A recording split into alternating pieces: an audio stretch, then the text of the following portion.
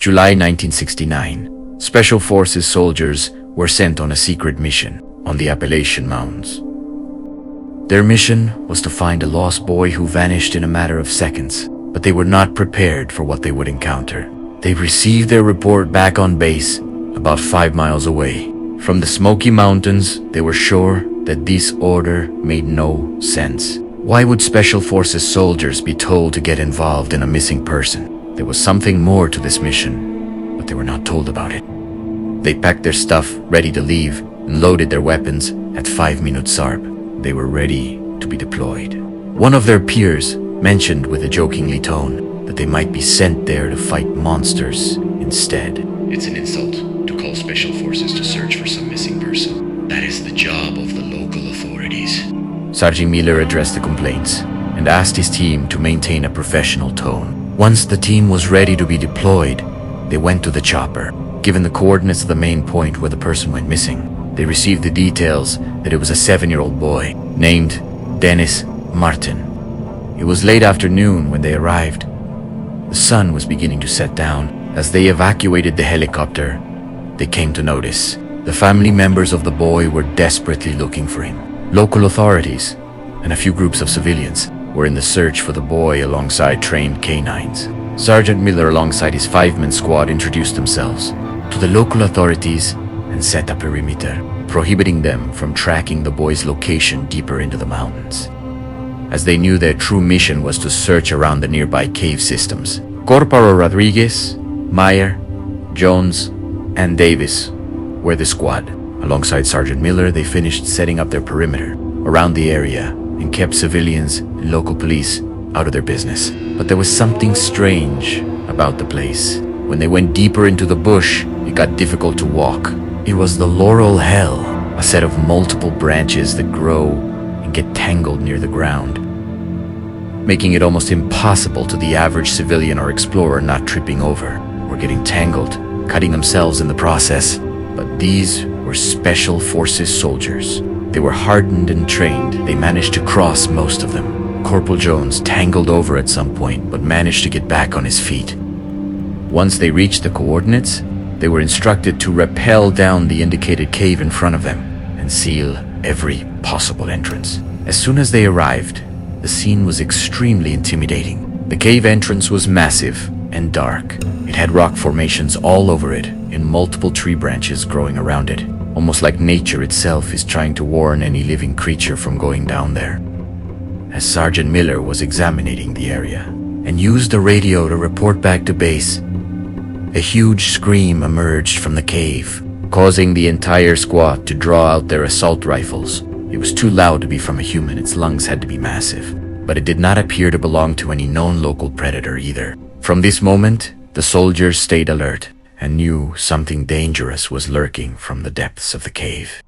As Sergeant Miller, alongside his team, secured the perimeter around the cave, they set up their equipment, ready with flashlights attached around to their weapons. The full team began to walk towards the cave, entering it slowly. The darkness of the cave began covering their entire field of view, and the rays from the sun were slowly fading into the depths of the dark cave, and the sound of the wind and nature coming from the outside world was fading away into complete silence. They were now in a completely different environment, now, where they were fully exposed. None of them wanted to admit it, but they all felt the sensation as if something evil and dangerous was waiting for them deeper in the cave. The sweat and the adrenaline increased the deeper they were getting into the cave. Corporal Rodriguez, while keeping an eye on the right side of the team, he noticed a strange small opening from the ground for a moment.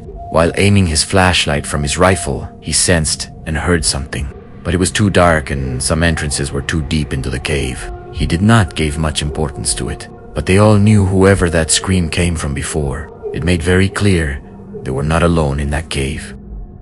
After walking deeper inside the cave, illuminating their path, they noticed a huge steep hill path full of humidity was ahead. This would take them deeper into the cave, as their orders instructed them. They set up their rappel system, driving pitons and rock anchors into the cave walls to ensure it was well secured. To handle their combat weight, attaching themselves to the lines, they began to descend into the steep darkness of the cave. But immediately, they noticed something was wrong. The cavern walls were narrowing, and the space was becoming too tight for a team of 5 men to descend. At the same time, Sergeant Miller ordered a freeze, halting the entire team. Since there was no room left for them to safely continue their descent together, Rodriguez, Jones, and Davis stayed behind on the upper ledge, while Sergeant Miller and Corporal Mayers descended first. As they went deeper, they noticed the steep rocky slope of the cave suddenly ended, leaving no vertical surface left to support their weight. Sergeant Miller quickly ordered a halt and used his weapon-mounted flashlight to inspect the perimeter. He realized the cavern ahead was enormous and endless, pitch-black void that felt like an entirely separate ecosystem. Miller aimed his light upward, toward the ceiling, but the beam couldn't reach the top. He had no way of knowing how massive the chamber truly was. He keyed his radio to alert Rodriguez and the remaining corporals, instructing them to be aware that the steep descent path ended completely at his position. Shining his flashlight downward, Miller noticed there was a 2-meter drop from the ledge before hitting a solid floor. He and Mayers carefully negotiated the drop to reach the ground, quickly bringing their rifles up to scan for immediate threats. But there was only silence as Mayers advanced a few meters to maintain high alert. Sergeant Miller drew his radio, ordering the rest of the team to descend and meet them on the ground. There was something wrong with the place. Steps and strange noises were being heard, like bones cracking. Around the cave walls, something more than just drops of water was being felt, but they could not tell what it was. While Mayers stayed in his position, a figure emerged from the dark. Mayers screamed in primal horror as he fired his first rounds, but there was nothing Sergeant Miller could do. Everything happened in a matter of seconds. Something big, which seemed to be about 8 feet tall, with some bipedal features, snatched Mayers with such immense force and violence. The sound of his bones breaking was clear. Blood and gut trails were spread all over as Mayers' screams were heard all over the cave. Sergeant Miller took aim and began firing his bullets at the entity, but there was no clear sign of damage caused to it. Its skin, from what Miller saw, was pale, but its claws were very large. Its face and neck were not visible, and its movements were too fast and too strong as it ripped through Mayers with ease, leaving pieces of flesh, organs, and blood spread around. He was gone, but his screams of agony and pain were still being heard. Sergeant Miller, attempting to rescue Mayers, while the creature tore through him, kept firing bullets, but it had no effect as the unknown biological entity performed a leap over a large abyss into another part of the cave. It was at least a 20 meters jump across. It's clear it could see in the darkness, and it was very comfortable moving around the cave system. Miller, as a sign of impotence, remained in a standing position with his rifle still on aim, ready to keep firing shot. He regained consciousness after a few seconds. Reloading his rifle again. 5 mags left, he said. The rest of the crew descended as soon as possible after hearing screams and shots being fired. But to their absolute horror, as they arrived, they saw Sergeant Miller completely paranoid, and no signs of Corporal Mayers, just trails of blood spread all over. Rodriguez intervened and demanded Sergeant Miller to explain what happened, while Jones and Davis secured the perimeter. Don't get far away. We aren't alone in this cave. Something took Mayers and ripped him apart like a piece of paper. We must seal off this cave and leave immediately. Was it a bear, Sergeant? Sergeant replied. That was no damn bear. This is something else. Sergeant took his radio, attempting to call for backup, but there was no signal deep in there. The radio signal was dead. They were on their own now. Davis and Jones were investigating the blood trails, while Miller pointed at the passage across the abyss, letting them know where it was. That is where the entity took Mayers to. They were in disbelief, but they had to finish the mission. They already lost 1 man. They got information and advanced through the steep passages of the cave system. Noises they could not identify were being heard all over, until they met up with a passage that took them to the main entrance. As they approached this passage, something was not right. They were stepping on humid rock, but there was something else. Bones, what appeared to be human. They were stepping on them. They noticed there were human skulls and remains all over as they used their flashlights to inspect their surroundings in the passage. All these human remains belong to many of the missing people reported throughout the years. Here is where they ended. Miller stepped on top of a small skull.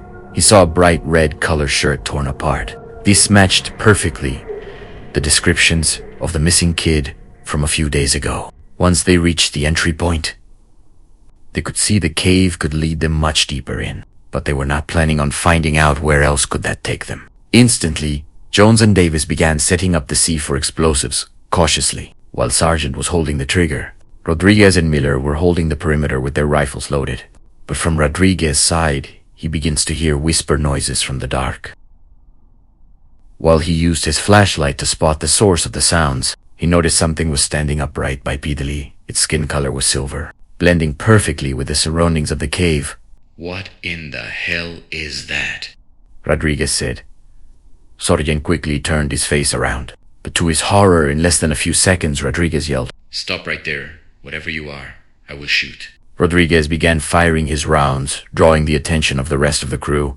Jones and Davis quickly drew their rifles out and took position. As they approached Rodriguez's position, that is when they saw hell itself. Miller was firing all his ammo at something holding Rodriguez. Its claws were about 20 centimeters long, and its face had no eyes, just a wide mouth with no snout. Its claws were deep, embedded on Rodriguez, as he was trying to fight back, shooting at it. He took out his knife to stab its face, but the creature, with predatory violence and unhuman strength, used its claws already embedded on Rodriguez, while he screamed of pain, to tear him open completely, separating his body in two halves.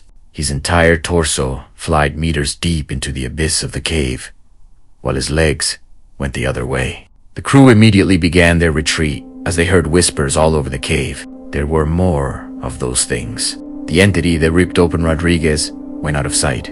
They immediately began their retreat. They knew what they saw. They crawled and ran through the human bones and remains, Miller leading the retreat, while Davis was behind him and Jones in the rear. But screams all over the cave were being heard. They did not know what those things were, but it was clear that the presence of the soldiers was not welcomed.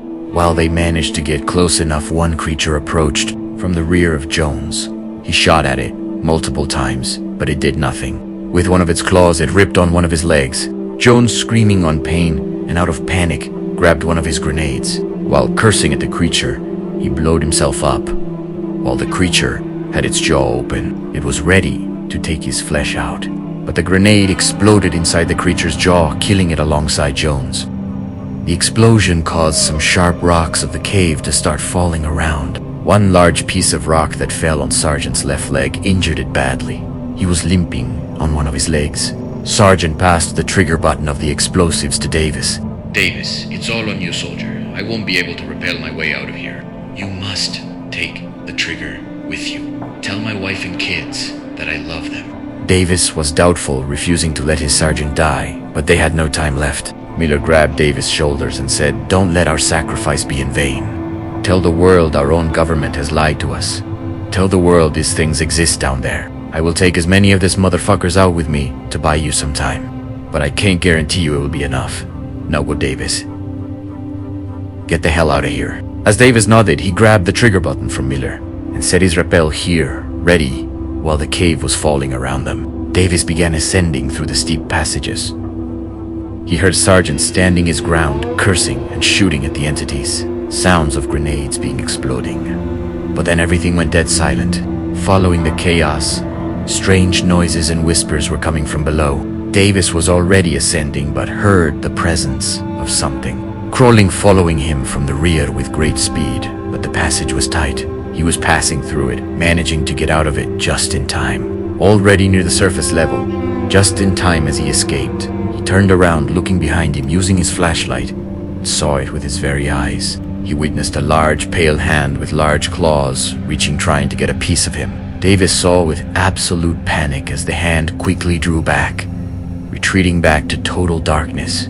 Davis was in total panic, his adrenaline still pumping. His hands trembling, he took out the trigger and pressed the button. Sensing how the cave from within was exploding, the ground around him was shaking. He managed to regain his composure and reached the surface level. He left the rappel behind and walked towards the exit of the cave. He was still on high alert while rays of sunlight started to appear, eventually making contact on his skin. The sound of nature was back, and he finally freed himself from hell. He remembered his comrades falling before him, and felt anger by the fact that his team was sent to a meat grinder. Without knowing about it, the world had to know what was going on underground, and the truth about many missing people cases in the woods, Rodriguez said.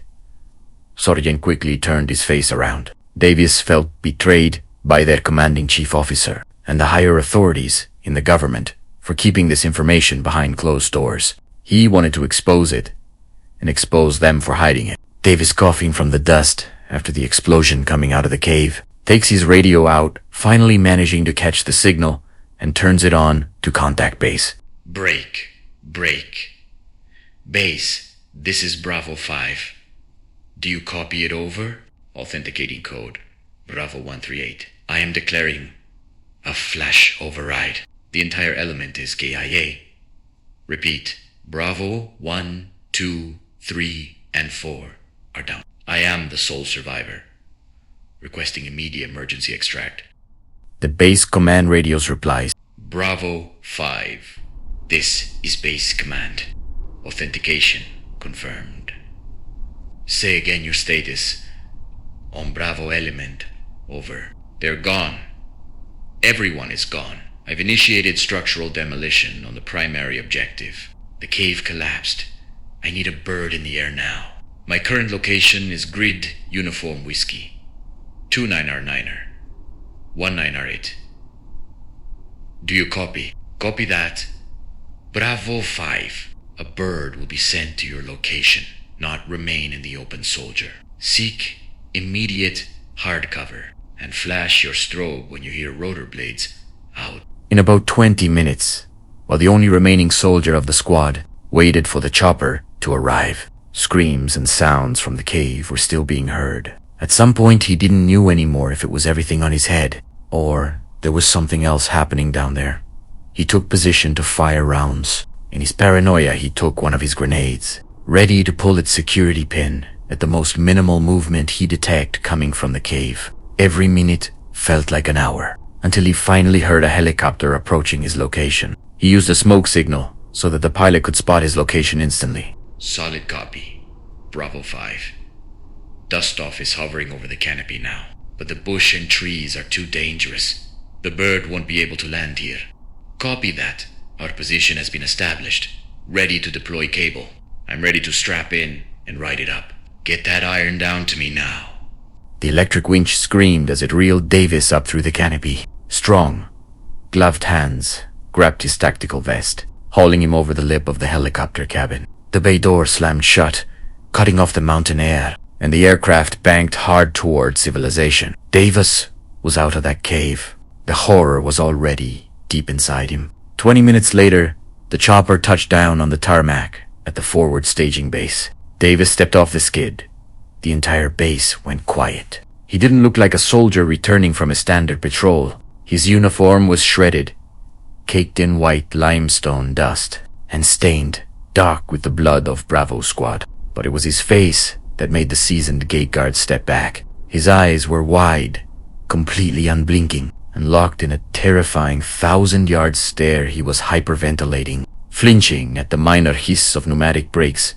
His hands still clawed into a tight grip. As if he were still holding his M16, he was a ghost walking among the living. 2 armed military MPs immediately intercepted him without a word. They bypassed the medical tent and marched Davis down his sterile, fluorescent-lit concrete corridor. Yehe opened a heavy iron door and escorted him into a windowless, soundproof interrogation room. Sitting under the harsh glare of a single overhead light was the commanding officer. His face expressed seriousness from the disaster coming from the mission. 4 highly trained soldiers were lost that day, and he wanted answers. What happened to your team, Corporal? You need to explain to me exactly what occurred down there. The entire element is listed as KI, and I require a detailed breakdown for the official record. Davis was visibly shaken, exhibiting signs of severe acute stress, but kept his composure. They aren't human. Those things killed the entire squad. They tore them apart. They were eaten alive. The statement caused Prolonged silence in the room. Not humans. Clarify the nature of the entities your team encountered, soldier. They were not human. They were exceptionally tall, physically powerful, and fast. They had large claws, no hair, and no visible eyes.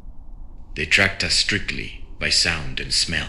We were sent down there, completely blind, without any intelligence on what was occupying those caves. The team was sent into a slaughterhouse because the command withheld the truth. Of those things that are down there, they come out at night probably. Me and my team encountered hundreds of human remains inside the cave. Davis refused to back down, staring directly at the officer. The commander remained silent for several moments, then immediately marked the transcript file as strictly confidential, designating it under maximum security protocols. He instructed Davis that the details of the mission are classified as top confidential. Davis left the office shortly after.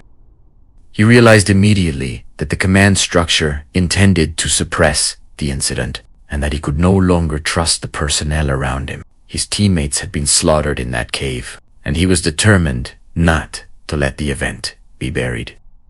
Following the incident, Davis was processed for a medical discharge from the military. He was placed on heavy psychiatric medication to manage severe ongoing paranoia and trauma. The slightest sudden noise would trigger a violent defensive reflex every night.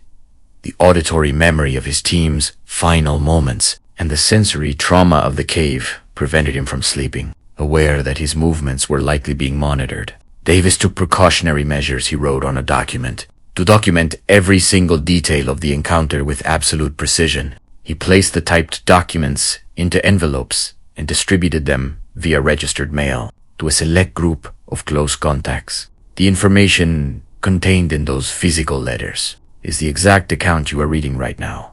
In the final letter he managed to send, Davis explicitly noted that a black sedan had been consistently tailing him since the mailings began, tracking his location and observing his contacts. He left a definitive warning for his family, stating clearly that he was under active surveillance and that he had no intention of ending his own life. Within the following month, all communication from Davis ceased. He vanished from his residence. Shortly after his disappearance, an official report was released by authorities classifying his death as a suicide. However, the documentation he left to his close ones suggests a different story.